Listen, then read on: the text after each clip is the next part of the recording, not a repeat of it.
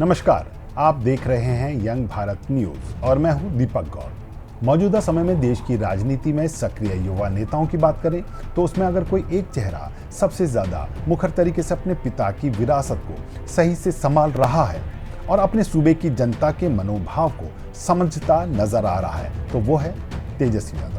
कभी क्रिकेटर बनने का सपना देखने वाला एक युवा जो पिता के प्रभाव के चलते आईपीएल में एंट्री तो पा गया, लेकिन उसके हिस्से में आया सिर्फ इंतजार। उसे इंतजार पसंद नहीं आया और वहां से उसने सीधी एंट्री मारी बिहार की सियासत में।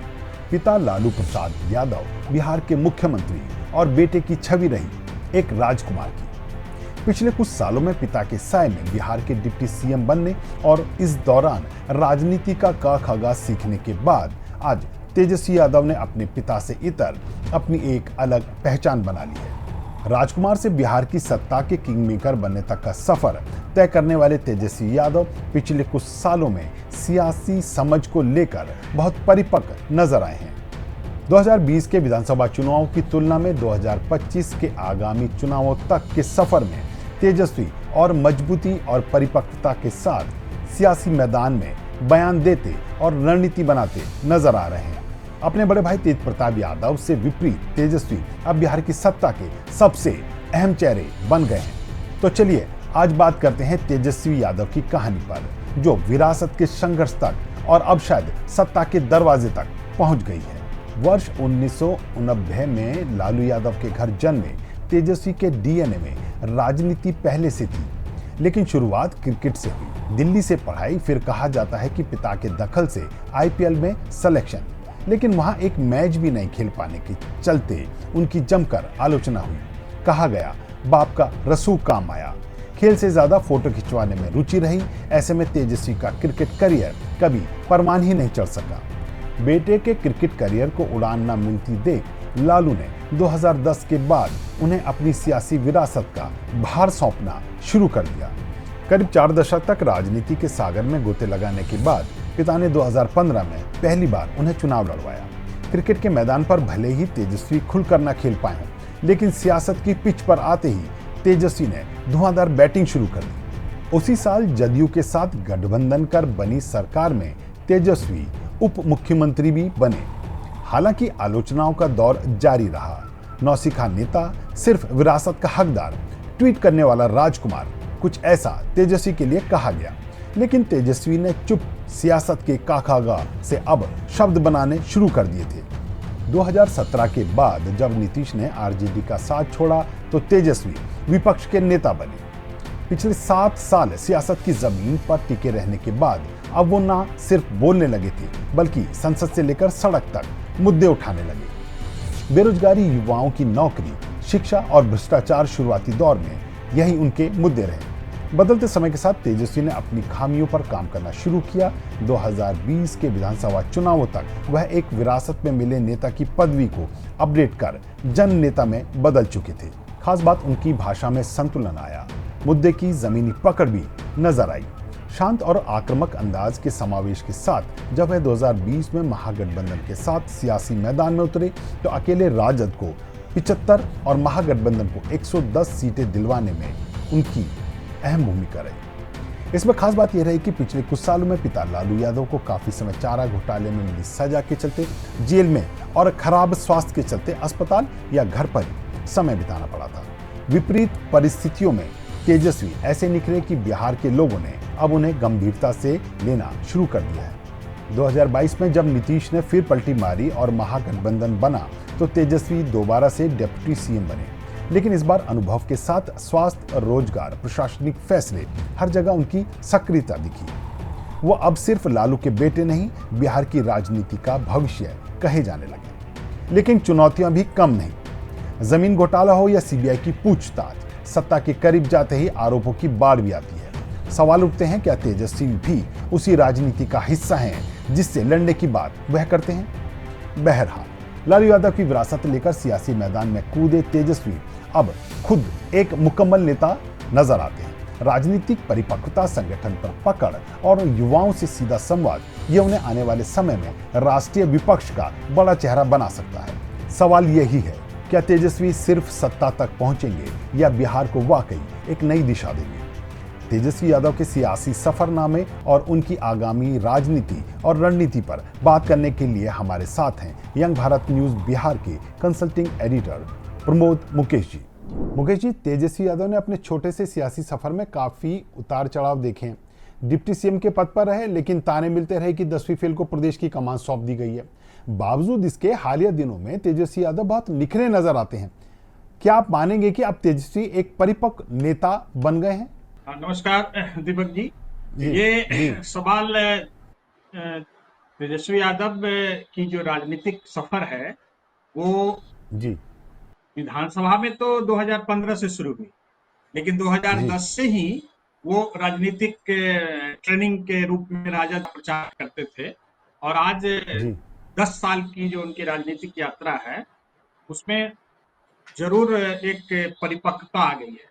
दो बार इस जी दो बार वो डिप्टी सीएम बने सीएम रह चुके और हैं। जी 2020 में पूरी महागठबंधन की कमान उनके नेतृत्व में बिहार में विधानसभा का चुनाव हुआ। इसमें उनको सौभाग्य है कि वो ये सबसे बड़े दल के रूप में 75 सीट उनको मिला और एक सशक्त नेता के रूप में उभरे। और एज ए डिप्टी सीएम भी उन्होंने अपनी कार्यशैली में एक परिपक्व नेता की छाप छोड़ी है और ये उभरते हुए राजनेता के रूप में हमारे सामने बिहार में आए। लेकिन उभरते हुए नेता ठीक हैं, पर क्या पिता से विरासत में मिली राजनीति के साथ तेजस्वी यादव को भ्रष्टाचार के आरोप भी विरासत में ही मिले हैं? क्या ईडी की जिस जांच के दायरे में वह आए हैं वह उसकी छवि को धूमिल नहीं कर रहे हैं? निश्चित रूप से विरासत में अगर सत्ता मिली है तो विरासत में भ्रष्टाचार का जो लांछन है वो भी लगा है। ये तो सच है ना कि तेजस्वी यादव लालू प्रसाद यादव के पुत्र हैं और उनके राजनीतिक उत्तराधिकारी हैं। और तेजस्वी यादव को लालू जी उसी तरह आगे बढ़ा रहे हैं और उनकी पार्टी की भी कमान उनको सौंप रहे हैं। तो अगर आप सत्ता का सुख और पार्टी का कमान मिला तो जो भ्रष्टाचार का आरोप जो पार्टी पे कहें माने लालू यादव पे जो लगा और उनके पुत्र होने के नाते उन पे लगा, सीबीआई का रेड, ईडी, इनकम टैक्स, ये सारे मामले जो आईआरसीटीसी होटल घोटाले को लेके है, इसमें उस समय का जिक्र है जिस समय तेजस्वी की उम्र भी इतनी बड़ी नहीं रही होगी कि 18 साल, और उस समय भी उनका नाम मैंने कुछ कागजात में आए तो स्वाभाविक है। और ये भी सच है कि 2017 में जिस समय महागठबंधन से नीतीश इसी भ्रष्टाचार का आरोप लगा के कि आपका नाम तो सीबीआई की सूची में है, आप आरोपित बने हैं, चार्जशीटेड हैं, इसलिए वो उनसे अलग हुए थे। तो ये सत्ता भी मिली और मैंने ये तो स्वाभाविक है कि अगर आपको सत्ता मिली है और आप लालू यादव के पुत्र हैं तो विरासत में आपको अगर राजनीतिक वारिस भी बने हैं तो भ्रष्टाचार के आरोप भी, लेकिन वो मजबूती से इस चीज को सामना कर रहे हैं और ईडी, सीबीआई और इनकम टैक्स का की जो भी कार्रवाई है उसको तो कहते हैं कि मुझे राजनीतिक रूप से प्रताड़ित किया जा रहा है। जी जी जी आपने बिहार की राजनीति को करीब 3 दशक से ज़्यादा समय से देखा है। आप बतौर पत्रकार वहाँ और बतौर संपादक आपने वहाँ की राजनीति को बहुत अच्छे से समझा भी है। तेजस्वी की राजनीति अपने पिता की राजनीति से किस कदर जुदा आपने देखी है? एकदम देखिए, लालू प्रसाद जी की जो राजनीतिक और लड़ाई थी, वो जो सामाजिक न्याय की लड़ाई, जब वो चीफ मिनिस्टर बने तो वो उपज लालू प्रसाद जी जेपी आंदोलन के है, संपूर्ण क्रांति के है, इमरजेंसी के खिलाफ पूरे देश में जो माहौल बना था उसके है। लेकिन जो सही लड़ाई जो उन्होंने अपना वर्चस्व बिहार की राजनीति में स्थापित किया, वो जब वो चीफ मिनिस्टर बने और मंडल कमीशन और आरक्षण के मुद्दे को लेके और सामाजिक न्याय की लड़ाई, इन्होंने अगड़ा पिछड़ा और हमें उन वंचितों के लिए लड़ाई लड़नी है, ये पहचान बनाई। लेकिन उस समय जो लालू की कार्यशैली थी, शासन शैली थी और जो कल्चर था, वर्क कल्चर था उस समय, उनकी रैली में लाठी रैली बनती थी, लाठी घुमाओ, तेल पिलाओ और गरीब रहना होता था। लेकिन तेजस्वी ने हाल के दिनों में जब से उन्होंने कमान संभाला है, तो अब वो किसकी बात करते हैं? 2020 में तेजस्वी ने 10 लाख युवाओं को हम नौकरी, सरकारी नौकरी देंगे। बिहार में या कहीं भी में सरकारी नौकरी ऐसा टैग है जिससे लोग आकर्षित होते हैं कि ये सरकारी नौकरी है और परमानेंट रहेगा। तो इसने इस चीज को रखा कि नौकरी, रोजगार, युवा को लेके। और हाल के दिनों में 5 दिन पहले या एक सप्ताह पहले की बात है कि पटना में उन्होंने छात्र माने संवाद, युवा छात्र संवाद किया, जिसमें उन्होंने कलम बांटा। जो जिस पार्टी की छवि लाठी रैली की रही हो, उसको वो कलम में तब्दील कर रहे हैं। तो ये पूरा का पूरा ट्रांसफॉर्मेशन पार्टी को, वो अब चरवाहा विद्यालय, लालू के समय चरवाहा विद्यालय खोलने की बात होती थी, लेकिन तेजस्वी सारी चीजों को बदल रहे हैं। वो कहते हैं कि यूथ आयोग बनेगा, हम इस नौकरी की बात करेंगे, हम रोजगार की बात करेंगे। सामाजिक न्याय की लड़ाई तो पिता से विरासत मिली हो तो लड़ेंगे, लेकिन पूरी तरह से पार्टी की छवि, वो पुरानी छवि से बदल के आज वो पूरी तरह से ट्विटर पे, सोशल मीडिया पे और मीडिया पे एकदम एक्टिव रहते हैं। और आधुनिक जो नेता है वो जिस ढंग से काम करते हैं उस ढंग से करते हैं। तो क्या यह कहना अतिशयोक्ति होगा कि कल तक लालू की विरासत को संभाल रहे तेजस्वी यादव आज अपना साम्राज्य बनाने के लिए तैयार हो गए? निश्चित रूप से आज अभी पिछले कुछ घटनाक्रम को और देखें, और जिस ढंग से 2015 से आज 2025 में लालू जिस ढंग से तेजस्वी को आगे कर रहे हैं, धीरे धीरे उनकी स्वीकार्यता पूरे पार्टी में बढ़ी है। एकमात्र महागठबंधन के और पार्टी के वो सर्वमान्य नेता हैं। उनकी अगुवाई में 2020 में बिहार में चुनाव हुआ, 2024 में भी, 24 के भी लोकसभा चुनाव में भी एक महागठबंधन के उभरते नेता के रूप में वो पूरे देश में, सिर्फ बिहार में ही नहीं पूरे देश में उनकी पहचान बनी है।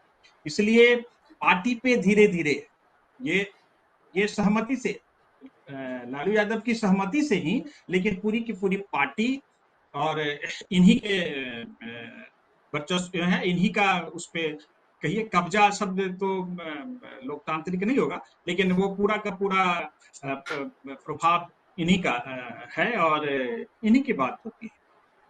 नहीं, आपने अभी बोला कि पूरा जो एक तरह से अधिकार है वो राजद में तेजस्वी का नज़र आ रहा है, पर सवाल अभी यही है कि क्या पूरी तरह से तेजस्वी के हाथ में राजद की कमान आ गया? क्योंकि पिछले दिनों राष्ट्रीय अध्यक्ष के चयन को लेकर जो कुछ हुआ, या नीतीश कुमार को लेकर पिता पुत्र की जो विचारधारा है वो दोनों अलग अलग हैं, तो उसे लेके कुछ अभी अंतर्विरोध हल्का सा कुछ तो नजर आया है। आप कैसे देख रहे हैं इन चीजों को? नहीं, देखिए, लालू जी पूरी तरह से स्वस्थ भी नहीं है। उनका किडनी ट्रांसप्लांट हुआ है और 2020 में तो वो जेल में थे और वहां से वो महागठबंधन की लड़ाई का निर्देशन कर रहे थे। लेकिन अभी वो स्वस्थ हैं, लेकिन लालू जी हैं और पार्टी को राष्ट्रीय अध्यक्ष के रूप में उन्हीं का चयन हुआ है। आज ही राष्ट्रीय कार्यकारिणी की उनकी पार्टी की बैठक भी है और राजद की। लेकिन ये जो स्टेट प्रेसिडेंटशिप का जो चुनाव हुआ, जिसमें मदनलाल मंडल को बनाया गया, तो उसमें तेजस्वी यादव के सलाह को प्राथमिकता दी गई, क्योंकि वो चाहते हैं कि एक कुनबा ऐसा तैयार हो जो अति पिछड़ा में भी से लगे। तो ये तेजस्वी यादव आने वाले दिनों में और भविष्य में राजद की कमान तेजस्वी ही संभालेंगे, ये तो सच ही है। लेकिन अभी फिलहाल जिस ढंग से उनकी नर्चरिंग की जा रही है और ये गाइडेंस में लालू यादव का के गाइडेंस में, तो उसमें ये पूरा कमान आज उन्हीं के जो साथ में जो स्ट्रेटेजी बनाते हैं, संजय यादव जो राज्यसभा भी गए, मनोज झा जो भी राज्यसभा के मेंबर हैं, तो वैसे लोग जो यूथ हैं और फ्यूचर में इनको प्रोजेक्ट करें आगे के लीडरशिप के लिए, तो सारा है। और लालू के पुराने सहयोगी भी हैं। लालू के पुराने सहयोगी भी हैं। जी जगदानंद जी सिंह लालू के पुराने मित्र थे, वही अध्यक्ष थे मैंने कुछ दिनों पहले जी तक। लेकिन जी लालू के सहयोगी के अलावा तेजस्वी के पसंद के लोग ही अब ज्यादा पार्टी में हैं। जी, मैं एक्चुअली असल में ये सवाल जो मैंने पूछा, हमारे बिहार में एनडीए के एक नेता से बात हो रही थी, तो उन्होंने कहा कि इस बार विधानसभा चुनाव हारने के बाद तेजस्वी यूपी में अखिलेश यादव की तरह अपने पिता को साइड कर देंगे, पार्टी पर पूरी तरह से अपना अधिकार स्थापित कर लेंगे। तो हालांकि बहुत सारी चीज बातें, पर इन बातों में कोई सच्चाई है? नहीं नहीं, ये तो मेरा कहना है कि ये राजद के कोई वरीय नेता ने नहीं कहा। ये एनडीए के अगर लोग कहते हैं तो एनडीए के नेता की इच्छा क्या होगी कि पार्टी कमजोर हो। लेकिन यूपी जी वाली स्थिति और मुलायम सिंह वाली स्थिति यहाँ बिहार में लालू यादव की नहीं है। जी जी की जो पार्टी, समाजवादी पार्टी में मुलायम के कई छत्र जो साथ काम करने वाले बड़े नेता, बेनी प्रसाद वर्मा हो, आजम खां हो, ये शिवपाल सिंह यादव है, उनके तो भाई ही हुए, वैसे छत्र थे। जी लेकिन बिहार में लालू यादव के जो साथ रहने वाले हैं, वो इसमें रघुवंश बाबू अब नहीं रहे, लेकिन उनकी भी बहुत इज्जत थी पार्टी में। जगदानंद सिंह जो पार्टी अध्यक्ष रहे, वो भी लालू के साथी रहे हैं। पुराने में रामचंद्र पूर्वे जो अध्यक्ष भी थे। तो वो स्थिति बिहार में राजद और सपा के संगठनात्मक भी कहिए और पार्टी में, यहाँ पे एकमात्र कोई बड़ा नेता, आजम खां का भी यूपी में एक अलग कद रहा हो, लेकिन वैसा जी छत्र बिहार के राजद में नहीं है। इसलिए पार्टी लालू जी के अंतर्गत ही और उन्हीं के प्रभाव में रहेगी। और वो चाहते हैं कि वो तेजस्वी को नेचुरल उत्तराधिकारी के रूप में, माने ये बात छिपी भी नहीं है, क्योंकि जी हाल के दिनों में आपने जो बड़े बेटे तेज प्रताप और को लेके जो घटनाक्रम हुआ, जी जिसमें तेज प्रताप यादव को उन्होंने पार्टी से 6 साल के लिए निकाला। जी मीसा भारती भी उनकी जो बड़ी बेटी हैं, उनकी भी राजनीतिक महत्वाकांक्षा है, तो उनको जी लोकसभा का टिकट दिया और वो राज्यसभा ये लोकसभा सांसद बन के गई। तो पार्टी जी में वैसी कोई लड़ाई नहीं है जो है। अगर पिछला 2020 के इलेक्शन को देखिए तो तेजस्वी अकेले सबसे बड़े 110 सीटें महागठबंधन को आई थी। 12-14 जी सीट से वो पिछड़ गए थे सत्ता में आने के लिए। इसलिए जी यूपी वाली स्थिति बिहार में अखिलेश वाली और तेजस्वी वाली में, दोनों में जरूर अंतर रहेगा। यहाँ पे तेजस्वी पार्टी में पहले से भी ऐसे भी मजबूत हैं और को ऐसे करने की जरूरत नहीं पड़ेगी। लालू लालू तो चाहते ही हैं कि वो मेरा असली उत्तराधिकारी यही बने, क्योंकि तेज प्रताप को उन्होंने साइड किया, मिसाल को जी लोकसभा भेज दिया और ये कमान इन्हीं को वो आगे कर रहे हैं। जी, तो क्या आप मानते हैं कि तेजस्वी में वो गुण आने शुरू हो गए हैं जो उन्हें भविष्य में राष्ट्रीय राजनीति का बड़ा चेहरा बनाएंगे?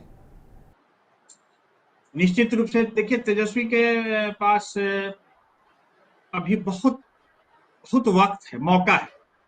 जो जी आदमी, जी जो नेता 26 साल 25-26 साल की उम्र में देश का माने प्रदेश का सबसे युवा डिप्टी सीएम बना हो, दो जी बार बना हो 36 साल की उम्र जी में, लंबी जी राजनीतिक या है सफर है।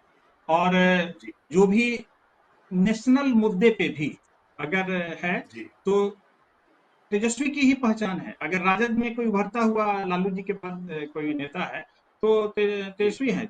झारखंड में भी जी ये रैली करने या जो पब्लिक मीटिंग होती है उसमें अपनी पार्टी को देते हैं। और जब जी हम इंडी गठबंधन में अगर एक महत्वपूर्ण घटक के रूप में राजद है, तो उसका चेहरा जी तेजस्वी यादव है। इसलिए भविष्य इनके साथ निश्चित रूप से यंग है, सबसे कम उम्र जी के यंग लीडर तो कई हैं बिहार में। चिराग पासवान भी हैं, तो 40 प्लस हैं। हमारे प्रशांत किशोर भी हैं। ये मुकेश सहनी भी है, लेकिन सबसे युवा चेहरा जिसके पीछे एकदम एम.वाई समीकरण और इतने 75 एमएलए का एक बड़ा वोट बैंक के कहिए और समर्थन भी है जातीय रूप से, सामाजिक रूप से, तो ये उभरता हुआ नेता के रूप में जरूर उभरेंगे, अनलेस अनटिल की ये वो चीजें जो भ्रष्टाचार या शासन में फंसना होता है वो ना फंसे, तो निश्चित रूप से आगे बढ़े। मुकेश जी, मेरा एक सवाल ये और होगा कि अगर तेजस्वी यादव को राष्ट्रीय राजनीति में अपना औहदा बड़ा करना है तो उन्हें बिहार की जंग अपने बूते पर एनडीए से जीतनी होगी, क्या ये बात बिल्कुल सही है? एकदम सही है, क्योंकि आप अगर जब तक कि बिहार की राजनीति में सफल नहीं होंगे, जो सपना आज आप युवाओं को, यहाँ की जनता को दिखा रहे हैं, ये 2020 का ही मैं इलेक्शन का जो प्लेटफॉर्म पे वो कहते थे कि मैं 10 लाख नौकरी दूंगा, तो 3 दिन पहले उन्होंने एक 20 बनाम 20 साल बनाम 20 महीना एक चार्टर जारी किया है। तो इसमें तो बिहार में उनको सफल होना होगा, एक शासन के रूप में, शासक के रूप में, और जीतना होगा महागठबंधन के नेता के रूप में। अगर ये ऐसी छवि इनकी यहाँ बन जाती है तब राष्ट्रीय राजनीति में इनकी दखल हो सकती है। अभी तो पहले बिहार में इनको अपना सिक्का जमाना होगा।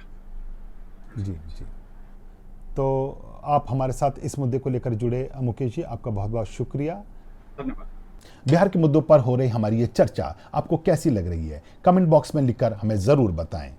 ऐसी वीडियो के लिए जुड़े रहिए हमारे साथ, हमें यंग भारत सच के साथ।